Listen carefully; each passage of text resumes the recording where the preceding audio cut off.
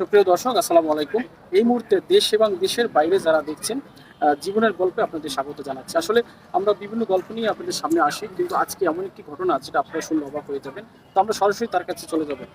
আপু, আসসালামু আলাইকুম। ওয়ালাইকুম আসসালাম। কেমন আছেন আপনি? আলহামদুলিল্লাহ ভালো। ভালো আছেন? কি হ্যাঁ, নাম একটু জানতে চাচ্ছি। আমি চম্পা, বাড়ি পাবনা। আহ, বাড়ি পাবনা। আচ্ছা হুম, আপু, আপনি যে আসলে একটা ঘটনা নিয়ে আমাদের সামনে এসেছেন, এই বিষয়টা একটু জানতে চাচ্ছি যে আপনার বিয়ের বিষয়টা নিয়ে একটু যদি বলেন। বিয়ের বিষয়টা আমার সঙ্গে তার অনলাইন থেকে রিলেশন করা 2 মাস। কি রং নাম্বারে? রং নাম্বার না, টিকটক করতো সেও, আমিও মাঝে মধ্যে টিকটক করতাম। তো একটু জোরে বলেন। সে টিকটক করতো, টিকটক থেকে আর কি তার সঙ্গে পরিচয়। 2 মাস রিলেশনের পরে তার সঙ্গে আমি চলে গেছিলাম তার কাছে। পরে তার সঙ্গে বিয়ে হয়েছিল। বিয়ে হওয়ার যে ডুপ্লিকেট কাবিননামা করা হয়েছিল, এটা আমার অতিরিক্তভাবে সে আমাকে ঠকাইছে। সে বলছে 2 লক্ষ টাকা কাবিন করার কথা, সে 2 লক্ষ টাকা কাবিন না করে 2,000 টাকা কাবিন করছে। সে প্রতারণা করছে। সংসার করার পরে 2 বছর সংসার করার পরে তার সঙ্গে তার আগের ওয়াইফের 5 বছর আগে তার সঙ্গে ডিভোর্স হয়ে গেছে। সেই মহিলা আবার আর এক জায়গায় বিয়ে হয়েছে 5-6 মাস।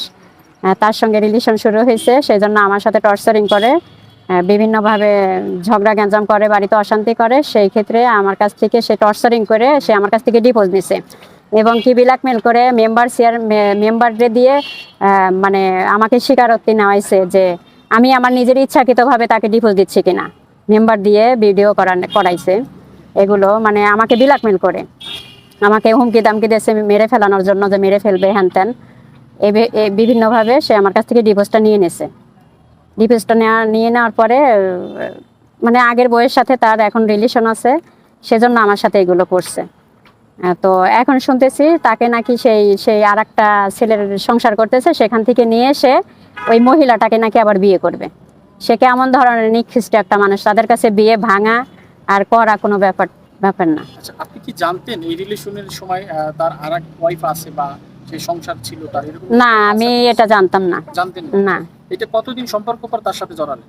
মানে একাত্রিত হলেন কতদিন পরে? 2 মাস পর। 2 মাস পর? হ্যাঁ। ওর বাড়ি চলে গেছিলেন? হ্যাঁ। বাড়ি গিয়ে কি আলামত পাননি যে ওর আগের সংসার আছে?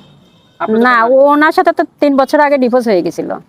কারোর কাছে আপনি জানতে পেরেছেন যে তার ওয়াইফ ছিল? হ্যাঁ, ওনার মেয়ে আছে একটা 9 বছর বয়স। যাওয়ার পরে জানতে পারলেন? হ্যাঁ। তখন আসলে আপনি কি বলছিলেন তাকে? তখন আমি যখন বিয়ে হয়ে গেছে তখন আমি মেনে নেওয়া ছাড়া কোনো উপায় ছিল না, আমার কোনো রাস্তা ছিল না ওখান থেকে বেরিয়ে আসার। সেজন্য আমি চাইছিলাম সংসারটা করব বা করি, কিন্তু করা অবস্থায় আবার সেই আগের মহিলার সাথে সম্পর্ক শুরু হয়েছে, রিলেশন শুরু হয়েছে। সেই মহিলাটার আরেক জায়গায় বিয়ে হয়ে গেছে, সেখান থেকে নাকি এখন সে নিয়ে আসবে।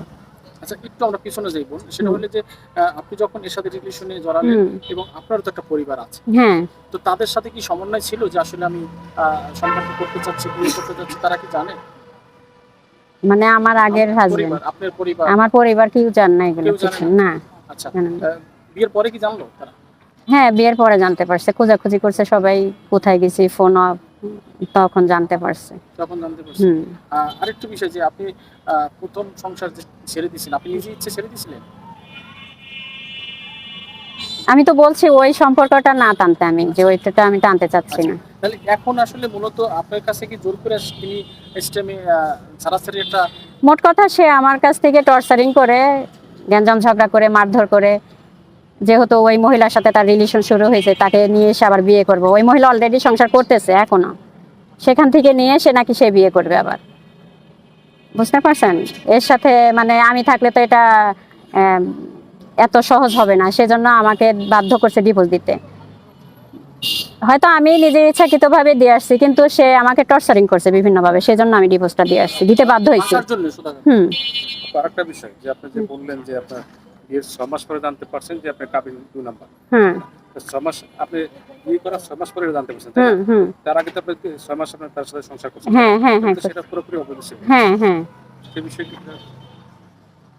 সে বিষয়ে সে আমার সাথে এইভাবেই প্রতারণা করছে যে ডুপ্লিকেট কাবিন করছে, 2 লাখ টাকার কাবিন করার কথা বলে 2,000 টাকা কাবিন করছে। সবভাবে সে আমার সাথে প্রতারণা করছে। তার এলাকায় কারোর সাথে ব্যাপার নিয়ে আলোচনা করেন নাই যে আপনার সাথে যে অবৈধ? আসলে ভাইয়া, আমি তাকে প্রচন্ড পরিমাণে ভালোবাসি, এখনো ভালোবাসি।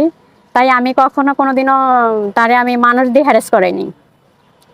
ঠিক আছে, মানুষ দিয়ে হ্যারেস করাতে চাইনি, যে মানুষ তারে হ্যারেস করুক বা এটা মারপিট দিক বা গালমন্দ দিক, এটা কখনোই আমি চাইনি। ছেলেদের যদি এখন কিন্তু সে আমাকে বিভিন্ন দিক দিয়ে, মানুষ দিয়ে, এলাকার মানুষ দিয়ে, মহল্লার পাড়া প্রতিবেশী মহিলাদের বিভিন্ন তাদের সামনে আমাকে হ্যারেস করছে, অপমান করছে, মান সম্মান নষ্ট করছে বিভিন্ন দিক দিয়ে। যেহেতু আপনি চান না যে মানুষকে হ্যারাস করতে, কিন্তু লাস্ট বিষয়টা আপনি এখন গণমাধ্যমের সামনে আসলেন হুম। সেই বিষয়টা নিয়ে, হুম। তাহলে আপনি যে সেই বিষয়টাকে এখন গণমাধ্যমের সামনে আসলেন, তাহলে কি বুঝে আসলেন এখন সেটা বলুন। আমি তার উপযুক্ত শাস্তি চাই, যে এই প্রতারকের একটা উপযুক্ত শাস্তি হোক, আমি শাস্তি চাই, সবার কাছে আমি ওর বিচার চাই। আমার সব নষ্ট করে দিয়েছে। এই যে আপনি ওখান থেকে চলে আসছেন, আপনার হুম। পরিবার কি জানে? হ্যাঁ আপনার জানে, বাবা, মা, ভাই হ্যাঁ বোন, জানে জানে। তারা কি বলছে? তাদের সাথে আমার ওইভাবে কথা হয়নি, আমি যাইনি তো এখনো, এই জন্য।